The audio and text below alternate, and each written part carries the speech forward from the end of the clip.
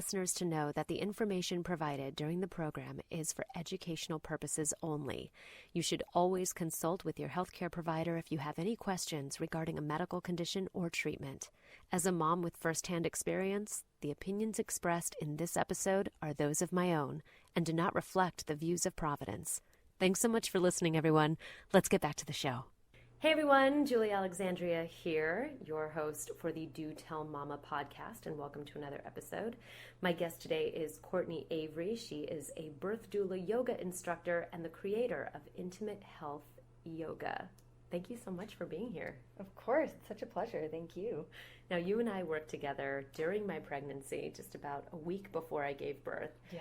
I found you through some mutual friends, and I followed you on Instagram, which, by the way, if you want to give Courtney a follow, you can find her at Intimate Health Yoga on Instagram. So with my Master's of Public Health, one summer while I was in that degree program, I took a yoga teacher training. And I really did it for selfish reasons. But I found that teaching yoga was one of the most effective ways to teach people about their bodies. In health education, we kind of struggle with behavior change, right? So how can you convince someone that eating a certain way or doing movements is beneficial for them? And the answer is to make them feel it. So with yoga, I was able to practice that feeling and that body awareness to implement the right health education. So I decided to combine that for my capstone project, and I went to Panama and worked with an indigenous tribe there and taught them health education using yoga for fitness and body awareness. And it was really incredible because it tied together more of the conventional, do this, don't do that, and then also feel this. Where are you feeling your stress? Where are you feeling your emotions? Can you do a physical exercise to release that? So it was really incredible, and I got a grant for it. I won an award. And I just thought, what an amazing model that I can implement in other cultures, especially ours. So fast forward, I moved to California. I specialized in prenatal yoga mostly. Became a birth doula. I was working at a women's health resource center managing that. And what is a birth doula? Just to kind of share that, because I don't know that a lot of people know exactly what a birth doula does. True. So a birth doula supports a birthing couple or a birthing family through birth, through education, comfort, and coaching. So an easy way to remember it is that we're hands-on, not hands-in. So we're there to support the mother and the father and the baby and the family through that process, which is, as you know, a transformational and very raw experience. Yeah, absolutely. Mm-hmm. And you made a house call for us. You came over to our house and you helped Jeremy, my husband, you helped us both sort of learn some exercises and learn some different pressure points that he could use on me to sort of ease the pain of labor, and to kind of, you sort of taught him that lower back massage would help, and you showed me different positions to get into while laboring that could ease some of the tension and some of the weight as well, which was really awesome and all fine and good when I was like not in labor.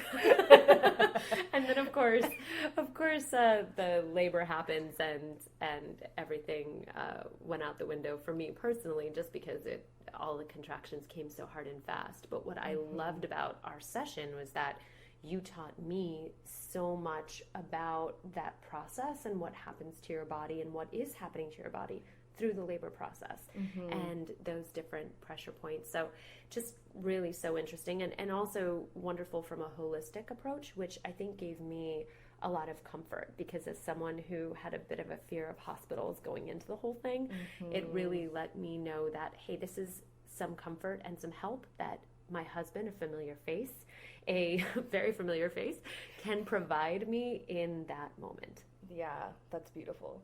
I think that's one of my favorite things about being a birth doula, is being able to help the partner help the birthing partner, because there's so many times where I see that partner just kind of freeze in that moment because they don't know what to do. They can't empathize with that pain. They can't really relate to what's happening in the body, and they just freeze. Like, I don't know what to do. The birthing partner gets mad, and it's just, from there, it's birthing partners alone. So I really love to empower that partner to really step in and help, and giving them tangible, like, hey, hold her hand, squeeze here, push here, don't talk right now, but talk after the contraction. Just little things like that make a huge difference. Are you there present for the birth? Do you go into the hospital or to the birthing center with the couple? Yes. So typically, if I'm on call for a birth, I'll show up at their house during the first signs of labor, and then we'll go to the birth center or the hospital together. How many have you done? I've done 6 now. Wow. It's not my primary focus, but I just love it. All right, well, let's get to your primary focus. What are you focused on right now? So right now, it's really about education. For me, I think that education is empowerment and awareness is prevention. So the more I can educate people like you going into that completely foreign world, I think the better I can prepare them for those changes. So I focus on just educating people what to expect about their own bodies. You'd be surprised how much we don't know about our own anatomy, especially females, especially in the pelvic floor. So I'm really focused on education before you really need to do any damage control.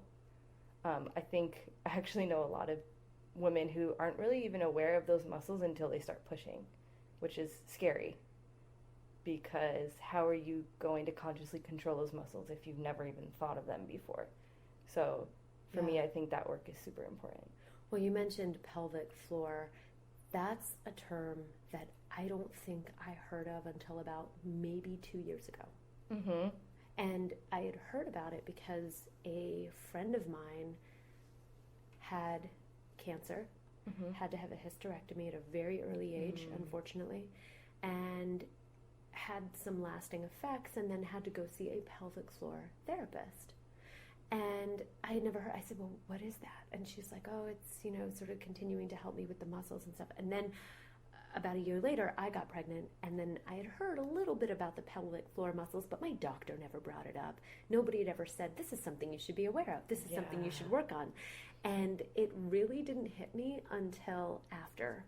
So what is the pelvic floor? Explain to us what exactly that is, and how does it come into play when a woman gets pregnant and sort of throughout the pregnancy and postpartum?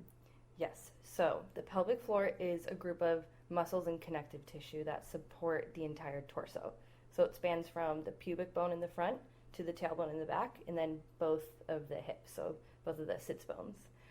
So if you look at a skeleton, you can see that there's no bones supporting the bottom of the torso besides this muscle group. So just that alone, that's a huge job that those muscles do. It supports your entire being, right? So whether you're trying to deliver a baby or not, you need to be aware that those muscles are supporting you up. In men and women. Exactly. It's like a basket. Yep. It's like a basket at the bottom. Yes. I like to think of it actually as a hammock. Oh, a hammock. That's a great analogy. Yeah. It's a good visual. Yeah, right? So imagine this hammock, and you want it to be strong enough where it's supporting your organs. So the main organs are the reproductive organs and the excretory organs. So where you pee, the bladder, where you poo, the rectum, and then in females, the vagina, and in males, the penis. So when we think about the pelvic floor, we need to think of strong, healthy, and balanced, because if that hammock, so think of a hammock that's really weak. Right. The hammock's going to sag to the floor, and those organs are going to fall down. They're not supported. This is prolapse, right? So prolapse is when those organs start to fall literally out of the body, and they start to sag because they're not supported by that muscle group. Wait, fall out of the body? Yeah. What do you mean fall out of the body? So It sounds so terrible. it does sound scary, but so the pelvic floor supports the openings of the organs. So actually right now, you can squeeze your vagina shut, like you're stopping your pee. Yep. Right? So just that action. Those are Kegels, right? The Kegel exercises? That's actually just engaging the first layer of the pelvic floor. Okay. So there's the squeezing, and then there's the lifting. Yep. I just did it. I saw her lift up a little bit in her seat. For those of you who can't see us, nobody can see us. This is a podcast. I just sat up a little bit. And I can't really see anything down there, but I can see your posture change. Yeah. So that is a Kegel, that lifting up. Okay. So that's called the levator ani muscles and the pubococcygeus muscles. So those are the second layer. They're more internal, and those are the muscles that push the baby out. Mm-hmm. So full range of motion in that muscle group would be the ability to push out or bear down and then pull up and relax. Nobody ever told me about the pull up. I know. Me neither.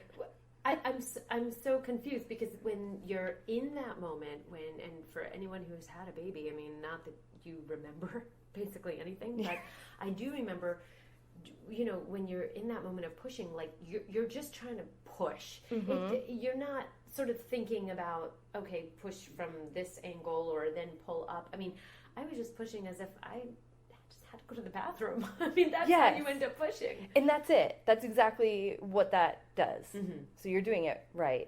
But there's some people who, in that moment, will think that they're pushing out, but they're actually doing a Kegel and they're lifting up. So until you actually create that mind-body awareness to consciously control those muscles, you could be doing, I don't want to say more harm than good, but it could be not progressing labor as you need to. Interesting. Mm-hmm. And the only person who would really know that is the mother themselves. Mother themselves and a good doctor or nurse will be able to tell you by just looking at what's happening with the head and the baby and the contractions. Interesting. Mm-hmm. Okay, and so what can happen? I guess you were talking about the organs falling out of the body. I know, that so sounds scary. Really scary. It sounds terrible. But that happens if the pelvic floor is compromised. Yes. So birth specifically. After childbirth, your pelvic floor muscles go through a lot. They're pushing the baby out. About 80% of women in the United States experience tearing.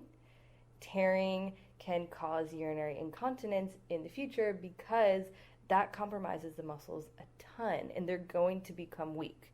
So until you start physical therapy after birth, your muscles are still going to be a little bit traumatized physically and mentally, emotionally. And that's something that I don't think a lot of mothers, a lot of women think about. Is PT after birth. First of all, who has time for it? Because you've got a newborn at home who needs your, every ounce of energy and attention. And I guess that's just something that kind of falls through the cracks with our healthcare system. Absolutely. So as a public health nerd myself, I'm really passionate about the infrastructure of our health system. Mm-hmm. So interestingly enough, in France, the government for decades now has a subsidized program for women after birth. So at 6 weeks, they go for their checkup with their OBGYN, and the OBGYN basically says, okay, the tearing's healed, the vagina's healed, there's no lacerations, there's nothing wrong with the tissue, then automatically they refer you to a pelvic floor physical therapist. It's part of their system. It's just built in. It's what they do. Here in the US, this is pretty much out of the scope of practice of most OBGYNs. They're really focused on the health of the uterus, the health of the organs, not so much the health of the muscles and the tissue. So they see that the scar tissue's healing, and they're like, great, job's done, awesome. They're not going to be the ones to recommend you to a pelvic floor physical therapist necessarily, unless you've got a good one that's kind of trained in that and knows that, or they think that this is a major problem, let's refer you to someone else that can help. So, the people who might have some tears, nothing major, they still need help. They still need support. Mm-hmm. So it's really up to us in the U.S. to ask to see a pelvic floor physical therapist because they're the ones that are specifically going to look at those muscles and make sure that they're healthy again. Have there always been pelvic floor therapists around and we just haven't heard of them? Yes. Growing in numbers recently because we're realizing that this is a huge issue. How did we realize that it's a huge issue? Because it seems like something that's been going on for so long. So urinary incontinence, so that means when you can't hold your pee in. Mm-hmm. We've normalized it as a society. It's common.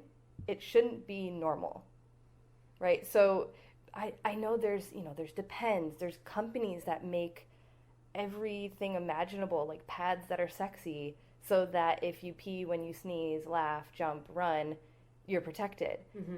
But they're not going after the prevention part, because prevention might not lead to the money that you're making when you're having a reconstructive surgery.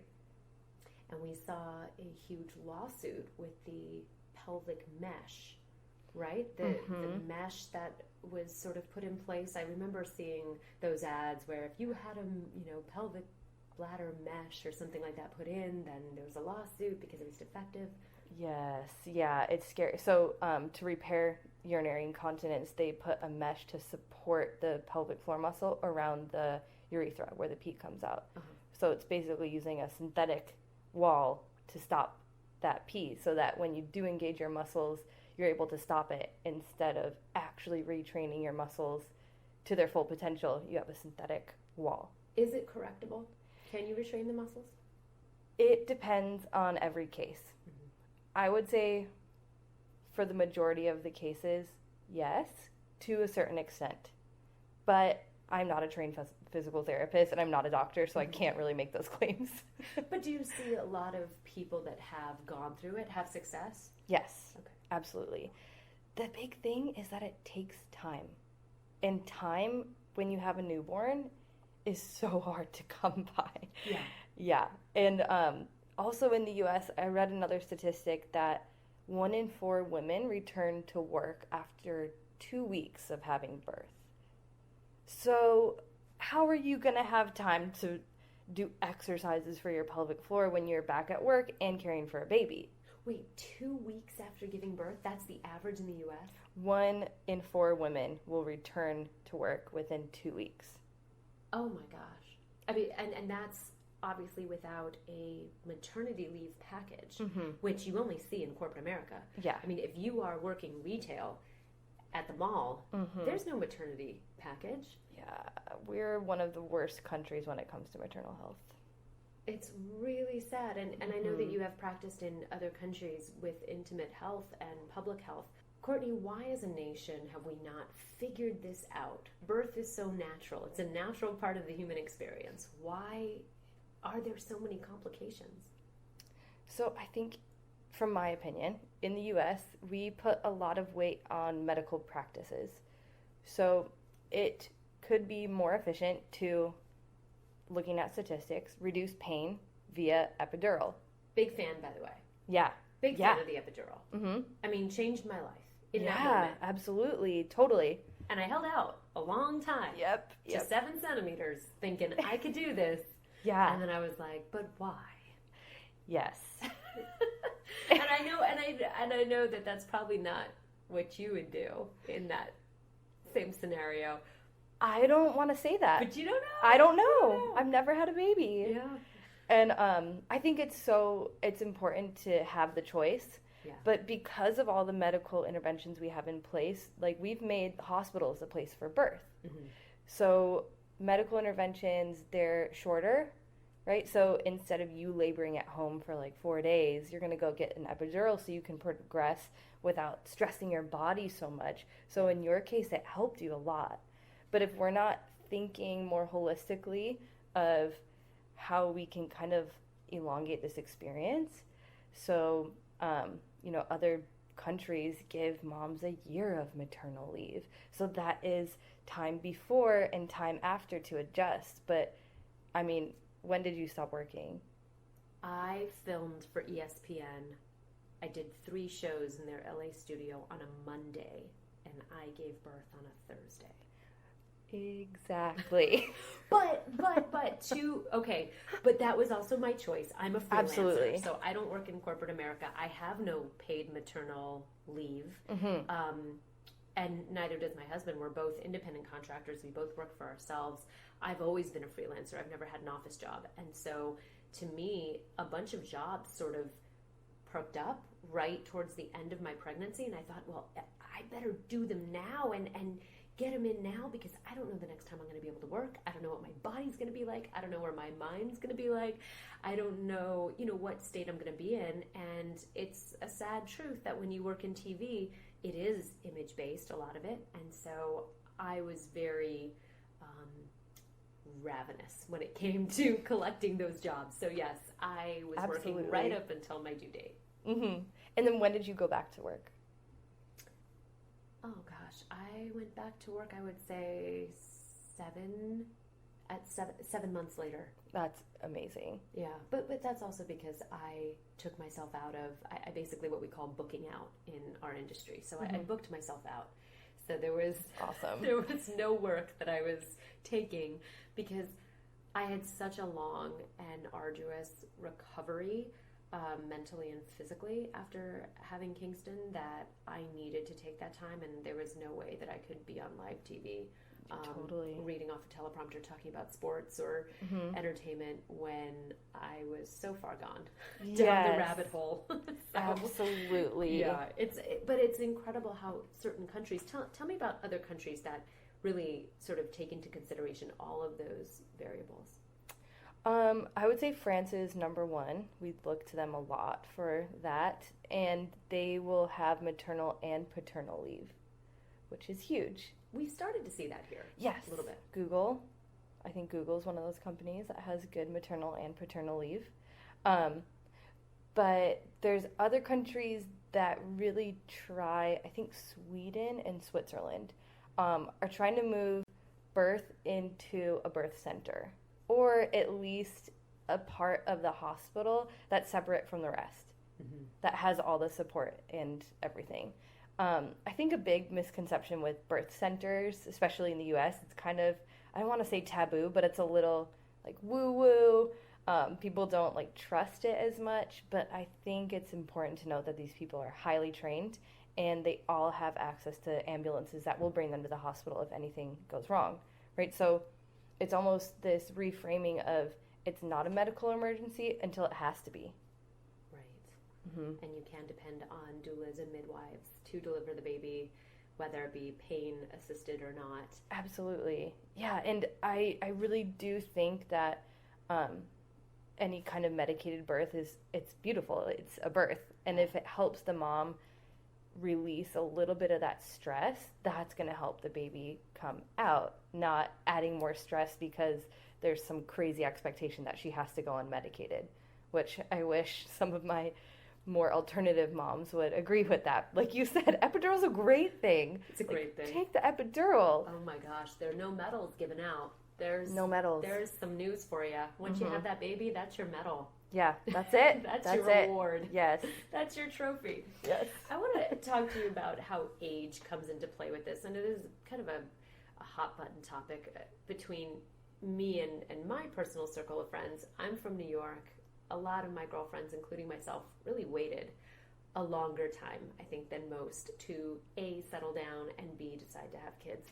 And I truly think that part of my difficulties in laboring and in the birthing process and also in the healing process had to possibly do with my age, because I saw the girls on 16 and Pregnant do it, and they look fine.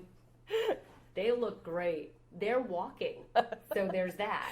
I couldn't walk for 2 months after having a baby.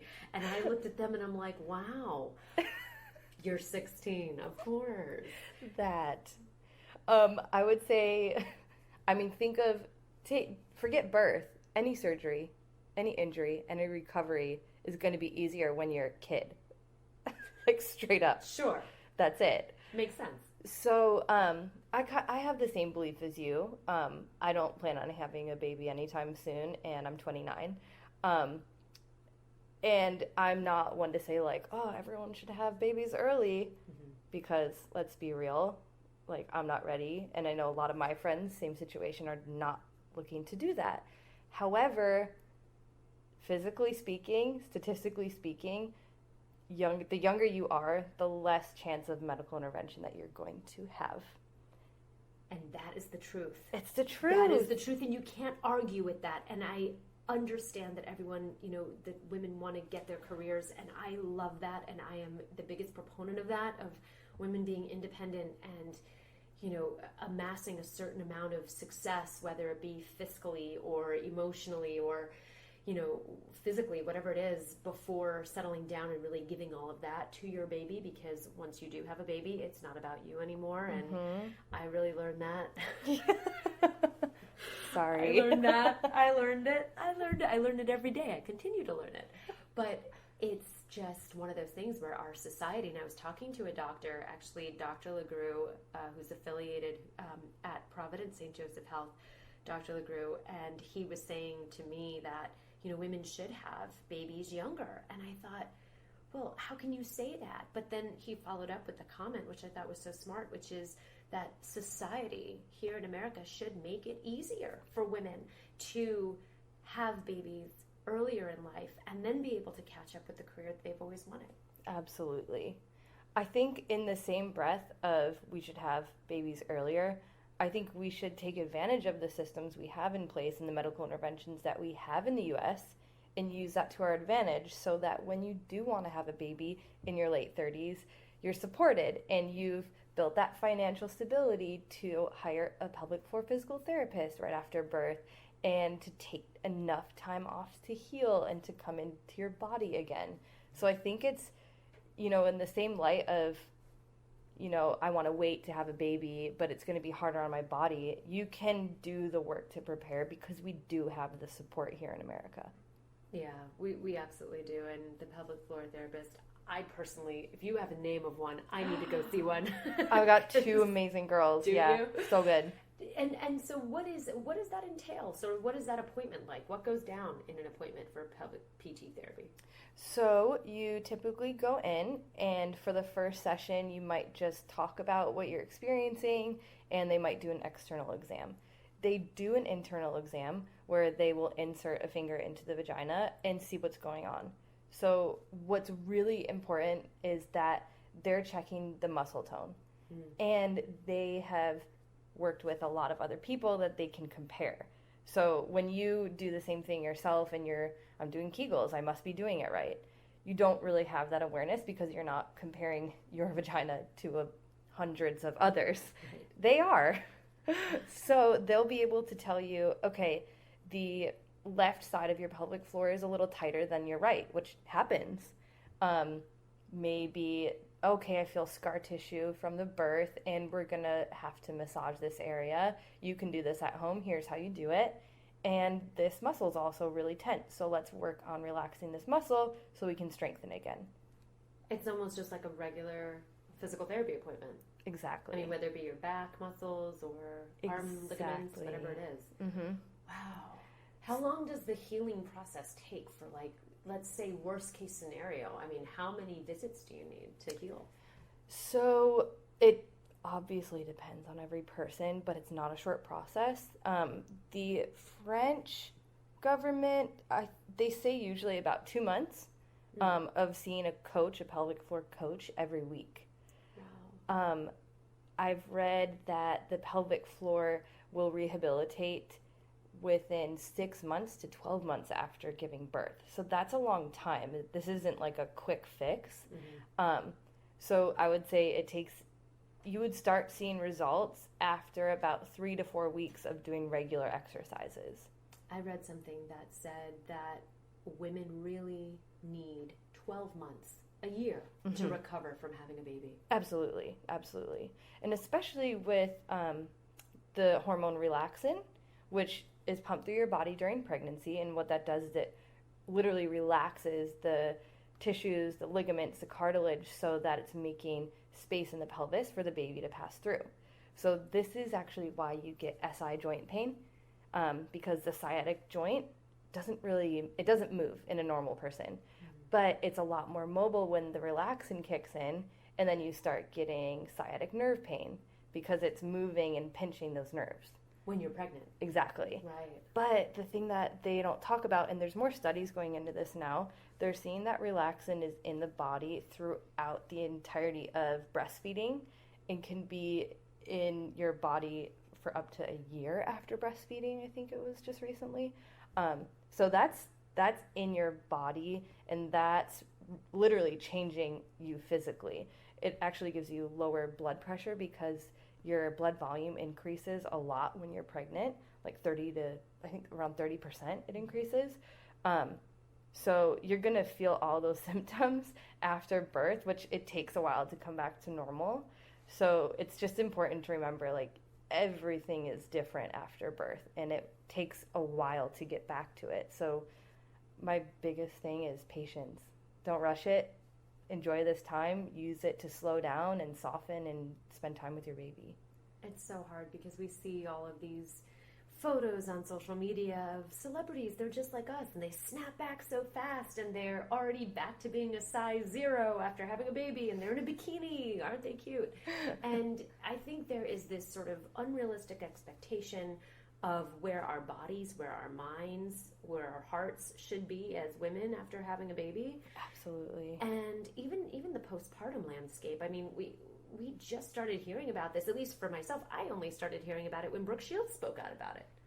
Yeah. And that was maybe 5-6 years ago? Yeah. I mean, not that long ago. Yeah. It's really, it's easy, especially with social media and the way we live, to just compare. But everybody is different. Every birth is so different. Every mom's experience postpartum is going to be completely different. So it's really just staying in tune with your own body and checking in. Yeah, and I know that that's one of the things that you preach. Yes, always. And tell me about what you are doing now as far as where your interests and where are you focusing on right now? So I'm creating this online yoga studio so that moms, I think that was one of the hardest things, was getting people, especially new moms, to a yoga class. And I'm like, listen, it's been 6 weeks after you've given birth, you're cleared for exercise or just movement and awareness. So let's get this going. But they can't leave their baby. They've got like 5 minutes maybe to do anything. Geared my yoga studio to reach those women who have maybe 5-10 minutes during their day and they can do something at home. So you've created a virtual postnatal yoga studio. So yes, prenatal, postpartum, and just to become more aware of these muscles. Because on the other spectrum of childbirth is pleasure. So pelvic floor muscles, the muscle group that lifts, that also pushes the baby out, those muscles contract during an orgasm, and it brings blood flow to the vagina and increases sensation. So there's studies that show stronger pelvic floor muscles can lead to more satisfying sexual experiences. So stronger orgasms, multiple orgasms, and just increased pleasure in general. Mm-hmm. So it's so important to know these muscles and feel them within your body. So what we haven't talked about is tense pelvic floor. So that's also another huge thing, whether you've experienced birth or not. Do you get tension in your body, like shoulders? Sure. Oh, yeah. Same thing in your pelvic floor. If you're getting tension there and you're not releasing that tension with a massage or stretching or relaxing, that can just become chronic pain. So on the other hand of weak pelvic floor muscles on this end of the spectrum, we have tight pelvic floor muscles, which can cause just a series of issues like constipation and pain during sex and difficulty achieving orgasm because there's no strengthening and releasing, which we need both of. We need full range of motion. Mm-hmm. So I do a lot of education about that in the yoga studio. I have a workshop specifically for pelvic floor awareness, and that's whether you're having a baby or not. And this is virtual. So people can just log on and they can say, all right, these are the questions that I need to ask myself. Mm-hmm. Wow. Yeah. And you are traveling a lot as well. Yeah. Tell me about that. You've got a fun little adventure going on. Yeah. So my boyfriend and I just bought a Sprinter van and we are building it and going traveling for a few months at least. We don't really have a plan. Just going to travel and see what happens. That is the most millennial thing I've ever heard anyone say. I was just going to give you a plate of avocados right now. I know I'm doing that. I have to admit, that's it. No, it's amazing. And it's so funny because here in San Diego, I've been seeing so many Sprinter vans. Oh my God. I mean, so many. I have a friend named Brent Rose who's a writer, and he is the first person I knew that did this about 3 years ago. And he told me, I'm getting this van. It's a Mercedes. And I'm going to live in it. And I'm like, wait, what? Why? And he's like, because I can travel and there's a campsite in Malibu and I can have beachfront living that I'd never be able to afford. And I was like, well, that actually sounds pretty smart. And you can always tell one of these, I'm going to just call them millennial sprinter vans. Because I know what you do. I'm kidding. I'm a millennial. I'm just an old millennial. I get it, girl. It's fine. I'm an old I own millennial. it. You own it and I love it. You can always tell when it's like one of these young couples that are so cute and they're like living in one is because they have bikes attached. If you see a sprinter van with bikes, do you have bikes attached to yours? Not yet. You're going to get them though. Definitely. That was the next step. Where do we put them? I've seen them on the back and I've seen them on the front. Oh, thanks. But that is so cool. And tell me about your practice as far as like if you could go to any, I'd say, to experience what the birthing process culturally is like in any culture, which one would you be most interested in sort of doing research in? Oh, I've done work, let's see, South Africa, Mexico, and Panama. Those are my main places where I've done work on the ground. Mm-hmm. Fascinating to see birth culture in rural South Africa, where they're told, be quiet, you're going to be alone in this room. They basically drop the moms off in the ward. They give birth without a sound. I was there for, actually my first birth ever was a 17-year-old girl delivering in rural South Africa. The nurses said, please be quiet, you're bothering the other patients here. And she gave birth, just like that. And I stood by her side the whole time, holding her hand, massaging her hips, because no one else was doing it. There's a huge, now this might sound like scary and lonely, but honestly, I think the culture there is, this is normal, this is natural, and it's going to happen. So, 16 and pregnant, she had a baby, and she walked out that day. I would say there's fear around birth in the U.S., and in other countries, it's more of a, this is what it is. My jaw is on the floor. The whole silent birth thing, I've heard about this when it came to like Tom Cruise and Katie Holmes, because he insisted that she have a silent birth. What? Yeah, this goes back to my entertainment reporting. Here we're going to pull out an oldie but goodie. So this is back to like the Oprah jumping on the couch days. Remember when he was like so excited about Katie Holmes? Yeah. So they had their daughter Suri, and he's a Scientology member. And so he said that this little girl had to be brought into the world with a silent birth because they believed that a child who was brought in with screaming or any sort of stress, it would affect the child negatively. And so the child is supposed to be brought into the world in the most gentle way possible. I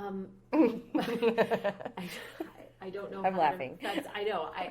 It's something that I think a lot of society kind of looked at as being very strange, but this is the first I've heard of it in South Africa, a silent birth.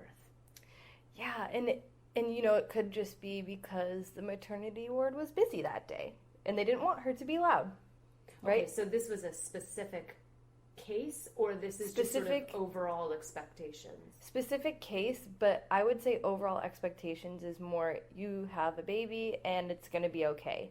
And it doesn't have to be this major scream fest, dramatic. I had just, coming from America, that was all I knew until I went to other countries, and it is quick, in, out, this is what you're expected to do, and that's it. Which I don't know if that's good or not.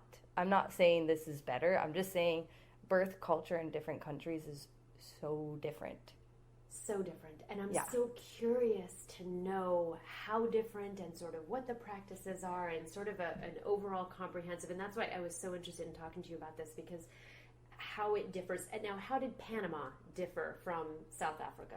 So Panama, I was in a different area called the San Blas Islands, and it's an indigenous area. It's semi-autonomous, so they have their own rules and regulations, but it's an island. It's an archipelago of islands.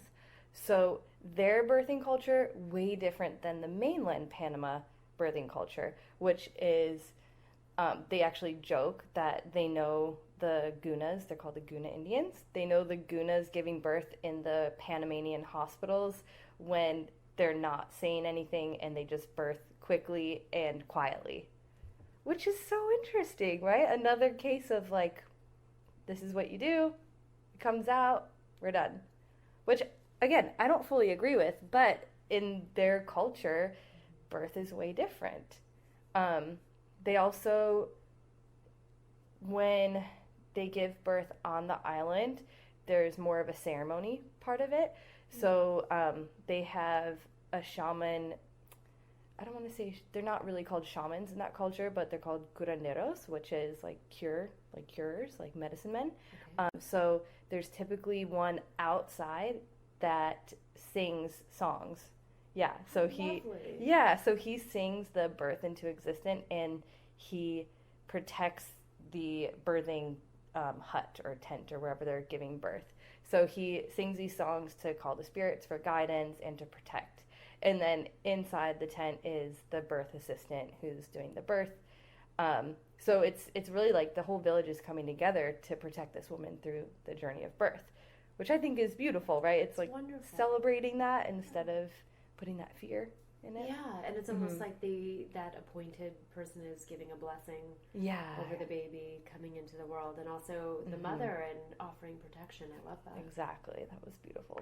And I love that it's a community thing, because they always say, and something that I go back to on this podcast is, it takes a village, and it's so true, and that is in its most literal, most quantitative form. Yeah, that's it. That is it. Yeah, it was beautiful. Wow. Yep. And then your other location was Mexico. Yes. And how did it differ there? So Mexico, I was actually on a research study, which was baby fingerprinting, to put simply. So it was a project to fingerprint babies and find a way that we can actually take a viable fingerprint, because the footprints and handprints at the hospital are cute, but there's not enough data to actually identify that child throughout their life. But we are working on a technology to actually get a viable fingerprint so we can track them for medical records and vaccines and all these great things. But what I was doing was working in the newborn and maternity unit. Wow. Yes. That must have been really interesting. Very eye-opening. I mean, it's a half hour away and it's a completely different world. How so? So I never went to the birthing unit, but I was told that they're all there alone. Again, no support from the family. So they go in, they give birth, and then within an hour or so, they go right up to the recovery unit, where there's typically there's rooms of three beds in one room, and then 6 beds in one room. And they have visiting hours twice a day. So that's when the family comes to meet the baby. 6 in a room. Uh-huh. I mean, that conjures up images of like the 1800s and like Florence Nightingale in like a maternity ward or something. Uh-huh. Yeah. I mean, here you've got hospitals that mimic hotels. What was the importance of sort of, I guess, recording all of that information when the babies were born, as far as the handprints and the fingerprints? So we were actually on the experimental end to see if this is actually going to work.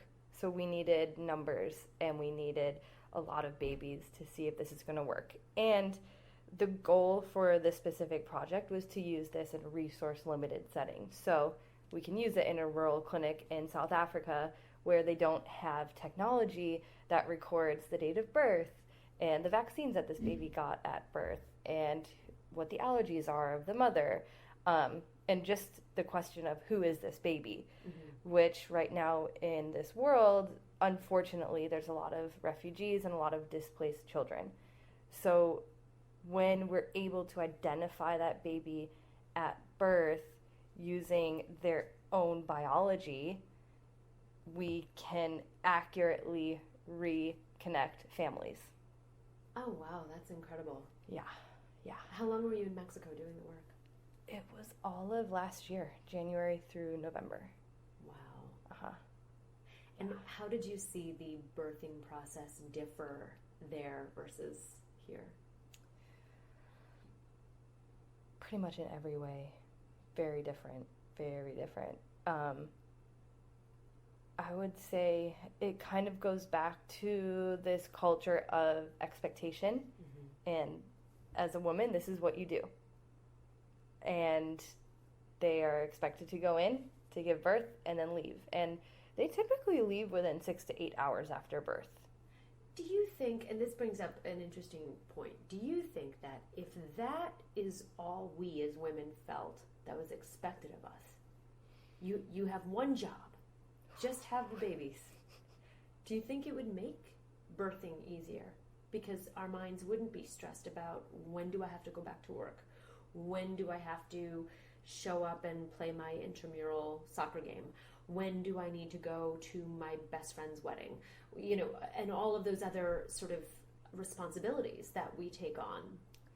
I don't think it is the only thing we're capable of. Of course, but of course not. But I just wonder if that was the only thing that we really had to worry about. I think our perception would absolutely change. I think as much of I really fight for equal rights, of course.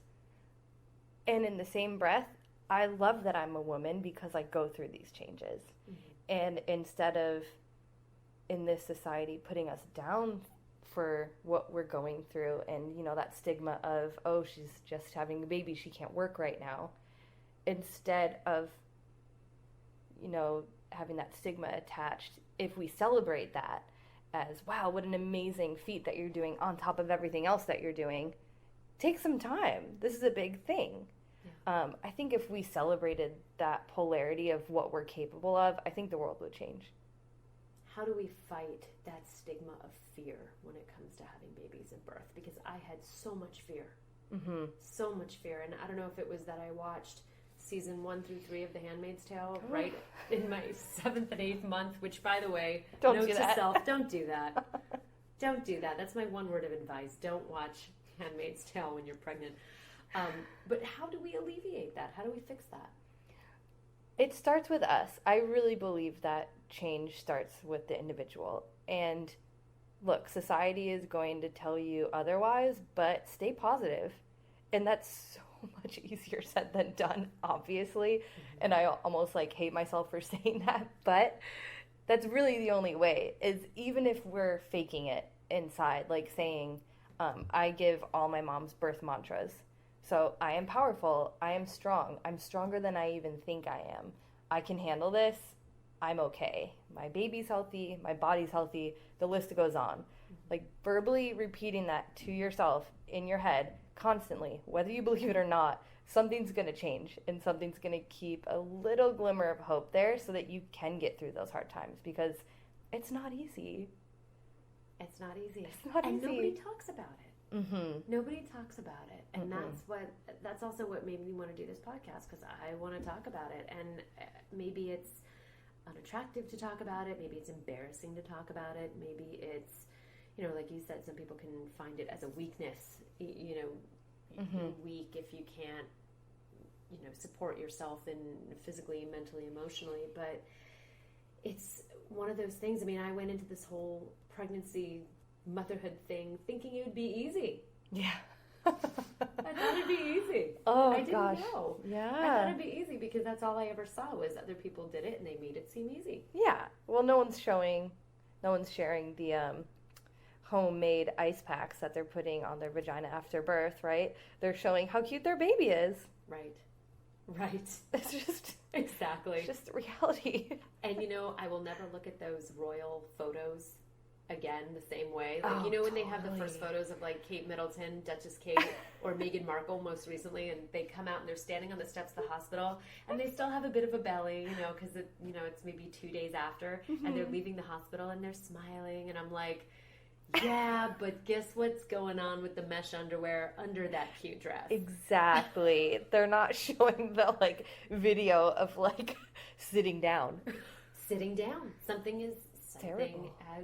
It's terrible. It's terrible. How do we introduce our partners to the reality of postpartum and dealing with all of the physical, we'll keep it at physical for the sake of our conversation, but all of the physical changes?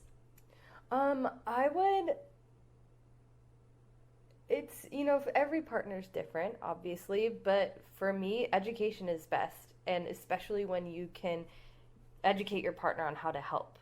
Because sometimes just saying, like, hey, this is happening in my body, help me, blank slate, they're not going to know how to help you. So asking for support, but specifically, is going to help. And teaching them before the baby comes. So actually, I love the practice of a pelvic floor release massage, which is exactly what it sounds like. We go to the massage therapist if our shoulders are really tight, but we don't go to the massage therapist when our pelvic floor is really tight. If you've heard of perineal massage before birth, similar to that, but it's a way for them to connect with that area of your body and not necessarily in a sexual way. Right. So this is the door where their baby's going to come. Right. So getting to know that area and just knowing, like, okay, this is what it looks like. This is how I can support you by massaging this area right here. So that after, when you're going through, okay, I have a tearing right there, they're actually like able to visualize, okay, like, I know what those muscles feel like. I know that tearing's probably very painful, and they can help you a little bit more with that concept. Just have a little more empathy. Yeah. For what that's like. Yeah. It's incredible what our bodies go through, but at the end of the day, it has really shown me, at least, that the human body is so incredible. It's so incredible. It's an incredible machine, and I call it a machine because it works like one.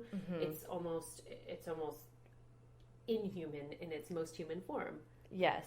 I honestly, this is why I do what I do, because I'm so fascinated by the human body, and specifically a female's body, and being able to create life and then give birth and then go right back to feeling great again. And, as much as we're like, oh, it takes so long, like, you can go back to having a normal life after birthing a child, which in my mind is the biggest miracle there is. So it's really incredible. It just fascinates me. It's so true. Yeah. It's totally, it's mind-blowing. No, it totally is, that you can go back and you can have a regular life, and people even do it again. People have more than one. I love that question when you pop out a baby, and the first thing people ask you, so are you gonna have another one? And I'm like, I just got done having this one. By the way, my baby's gonna be a year next month. I feel like I just got done having him. Because you did. Because I did. Because it took this long. I mean, it really has taken a year to heal in so many ways. And I think also the sort of change that we go through as women, as new mothers, you're never quite the same as you were before. I don't think so, but for good reason. I don't think you can be, because you couldn't survive the way you were before. Exactly. And I think that goes with anything in life. You go through an experience and it changes who you are, because you have a different perspective on life. So I actually really love that part too, of helping that mother through the transformation, because like you said, it's not about me anymore. Your life completely changes. So moving through that and then approaching life differently in a way that you're like, yes, okay, my vagina went through a lot, and it's okay that it's not the same like 21-year-old vagina. It's different. Not bad. It's just different. It's just different. What's some words of advice that you would give to new moms as they start to navigate their bodies and their changing bodies, and then advice for once they have their baby? I would say patience, acceptance, and then patience, and then acceptance, and then patience. Just keep going. It's a circle. Really, yeah. And within that acceptance, just trying to find joy for where you are in this phase of life, because it really is an incredible gift that you're able to bring life into the world, and really sticking with that, especially when your hormones start to tell you otherwise, like, please go eat a gallon of ice cream and cry. Do that. It's fine. accept, and then just come back to finding joy. Like, this is a beautiful thing I'm doing. I'm a big proponent of that, is listen to your body. And if, my friends will say, well, I just ate a pint of ice cream and I'm 4 months pregnant. I said, well, you probably needed the calcium. Yeah. You probably need the calories. Your body will tell you what it needs. Exactly. And if you don't give it what it needs, it will act out. Exactly. Your body's kind of like a child. Yep. Yes. It'll That's throw a fit. Yeah. And it will act out. Absolutely. Where can people find you and keep up with the work that you're doing? So my website is intimatehealthyoga.com. And if they have any questions, they can find you on social media? Yep. My Instagram handle is Intimate Health Yoga, and I'm on Facebook as well. So I'm always answering a ton of questions and sending videos to people that I don't even know, saying, hey, I think this is going to help. I'm just a huge fan of education and movement as medicine. What is the most common question you get?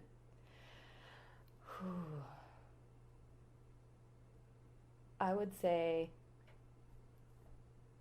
recently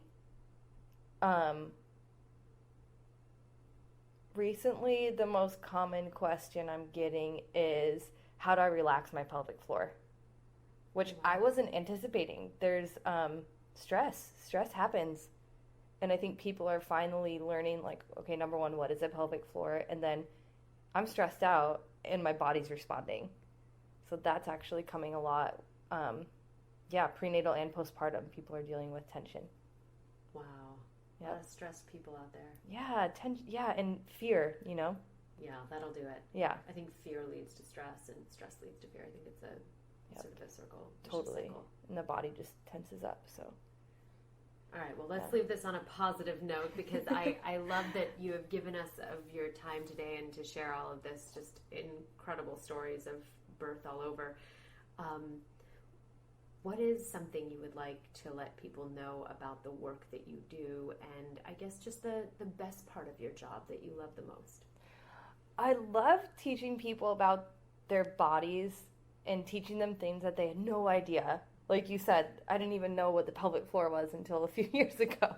I love teaching people that there's this muscle that you can control that can actually affect the way you experience pleasure. And just that little tidbit, it gives people a little bit more control of their lives and experiencing pleasure in every moment, not just during sex. Fantastic. Courtney Avery, thank you so much for joining me today. And thank you for listening. We will be back with another edition of Do Tell Mama. I'm Julie Alexandria. Thanks so much, everyone, for listening.